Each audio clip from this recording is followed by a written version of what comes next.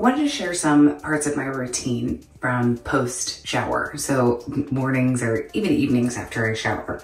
So one of the first things I do is I take out my little container of coconut oil, and all this is just straight up regular coconut oil. So I keep a big one on hand. I use this for cooking in my house too. So when you're looking for oils that you're gonna put on your skin, on your body, and really even ingest, we're really looking for like cold pressed and unrefined. Your unrefined oils are gonna be the best for you because there's no chemical processes involved to get them to you. So I just refill my little jar here like every 2 or 3 weeks. I don't have to manage this whole thing. And then I typically I scoop it out, put it in the lid, and then I typically will add a couple of essential oils. So kind of like whatever I'm feeling. So I almost always have frankincense.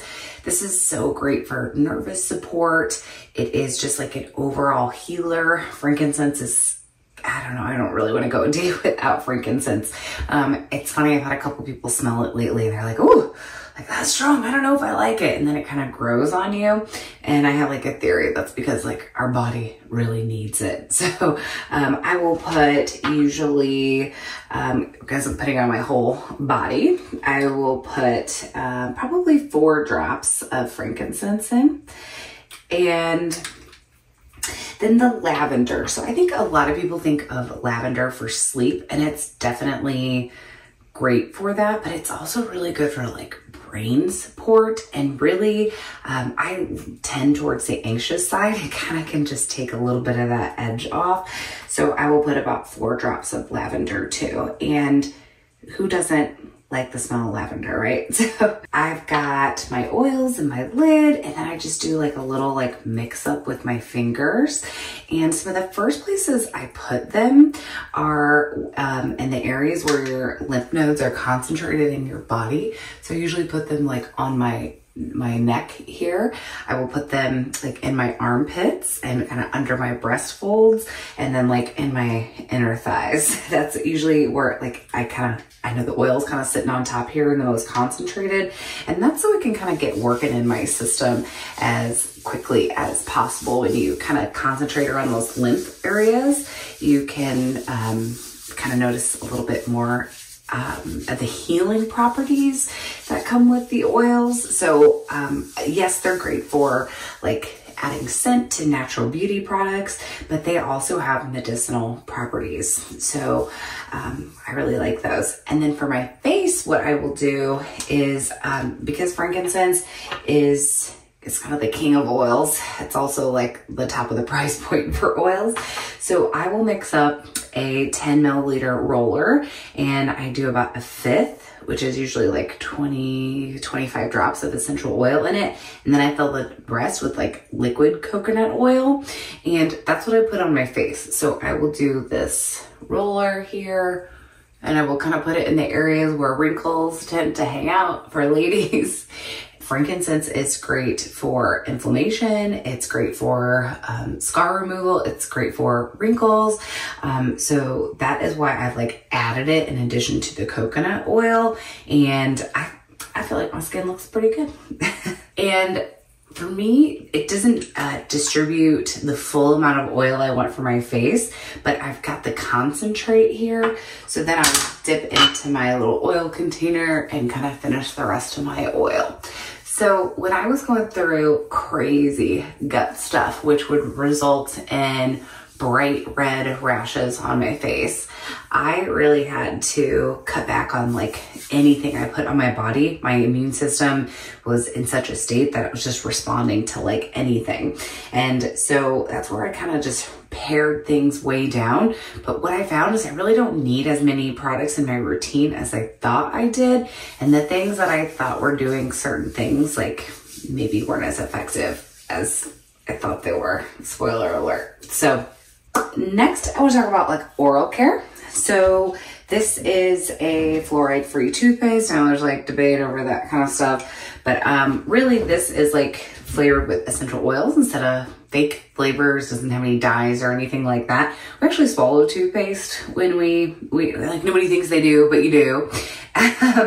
So this is a toothpaste I really like. This is another doTERRA product, so On Guard. But just definitely like look at the ingredients in your toothpaste. I have a cousin who right now is like making her own with activated charcoal and clay. So just, it doesn't have to be this one, but try to find a more natural toothpaste if you can, because you are ingesting that. And then like my toothbrushes and things like that, I used to shop a lot at Marshall's and TJ Maxx. It's kind of my therapy, but there really are some cool kind of green and clean products that you can find at those type of places. And I like to find like packets of recycled toothbrushes, and I usually find them in the sale bin, and they're made with a little bit cleaner materials sometimes. So that might be an option for you if you're a recovering shopaholic and you still want to pop in those stores.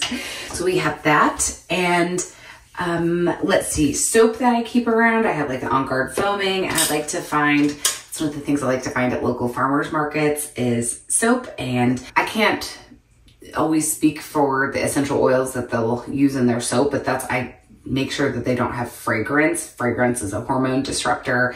And so I try to find ones made with natural essential oils, a way for me to support vendors in my farmers market. And I like them. They smell very natural and clean. So I kind of like to keep both on hand. And actually this, if I'm going to wash my face at night, this is what I put on. The other thing I will say about beauty routines and things like that. So they're very customizable and tailored to you, obviously. For me, I think I had acne as a younger teen, and I'd gone through like bleaching treatments, which I don't know that I would do that now, but I used to think I had to wash my face every morning and every night. Now in the summer when I'm using more like sunscreen and I'm like exposed and things like that, I do.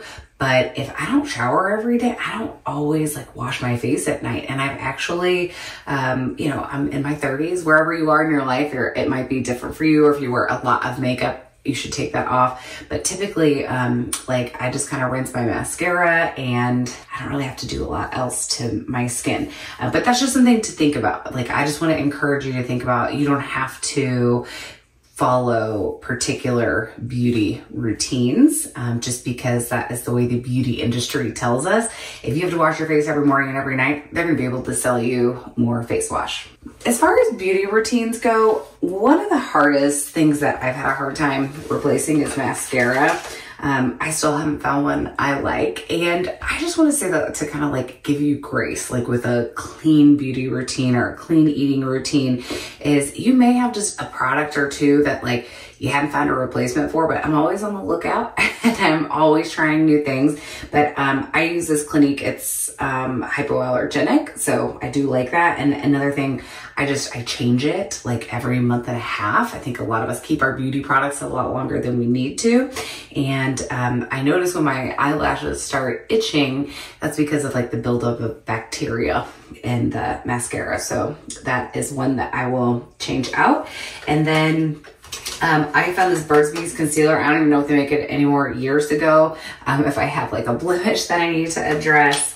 And then this is a brand that a friend introduced me to. It's 100% pure, and they have everything is like edible quality grade, which is pretty cool because the United States beauty standards for beauty products are like, oh man, it's scary of what they'll allow us to put in our face and on our skin, which inevitably, you know, can get in your body, can get in your system, does go through your skin. So all those little things are important. And that's where I kind of just talk about thinking of like the buildup of products that you have.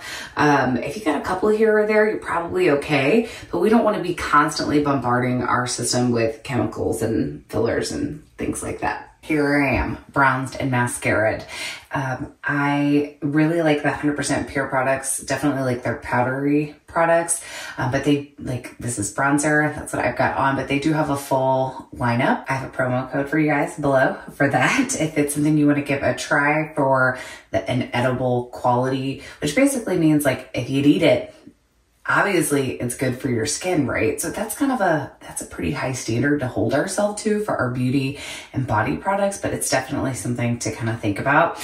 And then I like to use natural brushes. A lot of times there's some cool like artisanal companies that make these kind of things. I want to touch briefly on beauty standards and our skin. So as far as beauty standards go, I used to think that I had to wear foundation, and I did for a long time. I don't anymore. I work from home a lot, but it might be something just think about in your day to day. Like if you're running to the grocery store, picking the kids up, maybe you could go a day like without it. If someone told you, or the beauty industry tells us that we have to put on these layers and all those things, you don't necessarily have to do that. And it's kind of like being comfortable in your skin. And of course, you know, I'm aware that like I'm in my 30s, and I feel like sometimes as women are aging, we feel like we have to continue to cover and do all of these things. But you don't. You get to be just you to whatever degree you're comfortable in. And I will say, not that long ago, I used to have like deep dark bags under my eyes, and that was more when I was drinking a lot more and when my sleep wasn't regulated. And I used to have a lot more, like if I have encounter a bunch of foods on my food sensitivity list, and I kind of like splurge and kind of eat a bunch of junk food at one time, like I will get a breakout. And so leaning towards like a more cleaner, more natural lifestyle, a lot of times like good, healthy, clean skin is a benefit of that. And then some of it's just genes, but really thinking about like, okay, like if I can get rid of these toxins in my system, then maybe my skin and body will function optimally. I just say all this to say, like, we don't have to adhere to rigid beauty standards, and just because there's a product for it doesn't mean you have to use it.